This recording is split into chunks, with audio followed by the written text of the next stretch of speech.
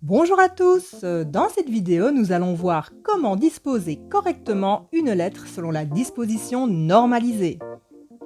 La différence majeure par rapport aux autres styles est que toutes les mentions d'identification du courrier vont se placer sur 2 lignes à l'instar d'un formulaire.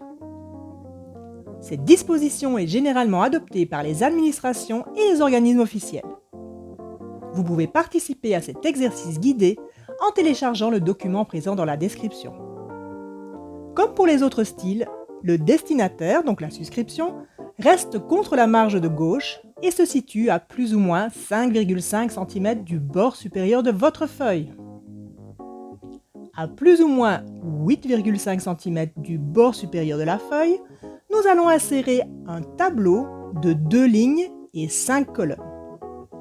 Rendez-vous dans Insertion, Tableau, et choisissez le bon nombre de lignes et de colonnes.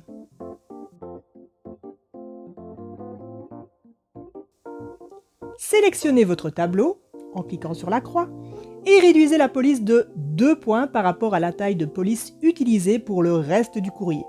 Ici je suis en 11, donc je réduis à 9. Ôtez les bordures, mais vérifiez bien que le quadrillage du tableau reste affiché en allant dans Outils de tableau, onglet Mise en page, groupe Tableau, commande Afficher le quadrillage.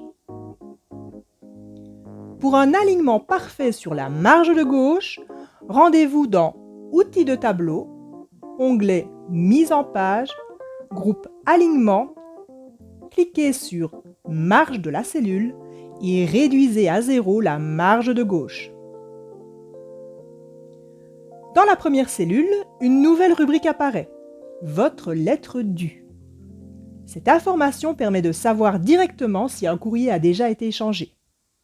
Vous indiquerez la date en format numérique inversé, d'abord l'année, le mois et puis le jour. Le tout séparé par des tirets ou des espaces.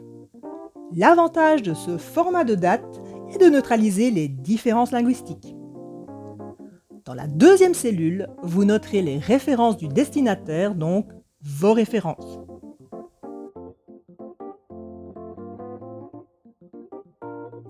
Dans la troisième cellule, vous indiquerez les références de l'expéditeur, donc nos références. Dans la quatrième cellule, vous préciserez le nombre d'annexes. Enfin, dans la dernière cellule, vous indiquerez la localité de l'expéditeur et mentionnerez la date du jour. Toujours en format numérique inversé, que vous pouvez aller chercher dans l'onglet Insertion, groupe Texte, bouton Date et heure. S'il s'agit d'un courrier unique, n'oubliez pas de décocher Mettre à jour automatiquement. Sélectionnez la première ligne du tableau et placez-la en gras. Petite remarque, toutes les rubriques de cette zone d'identification doivent être présentes même si elles ne contiennent pas de données. Donc, par exemple, si le courrier ne contient pas de pièce jointe, vous noterez tout de même la rubrique Annexe, mais n'indiquerez rien en dessous. L'objet se présentera comme pour les autres dispositions à plus ou moins 10 cm du bord supérieur de la feuille et la vedette plus ou moins à 11,5 cm. Le corps de la lettre adopte un style américain, donc pas de retrait de première ligne, un alignement justifié et 12 points d'espacement entre les paragraphes.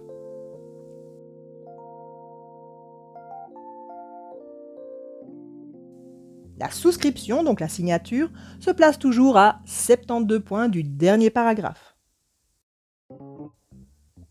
La copie A, si elle existe, se place sur la dernière ligne de la feuille. Votre lettre est à présent disposée selon la disposition normalisée. N'hésitez pas à me laisser vos commentaires ou vos questions. Bon travail et à bientôt pour d'autres démos.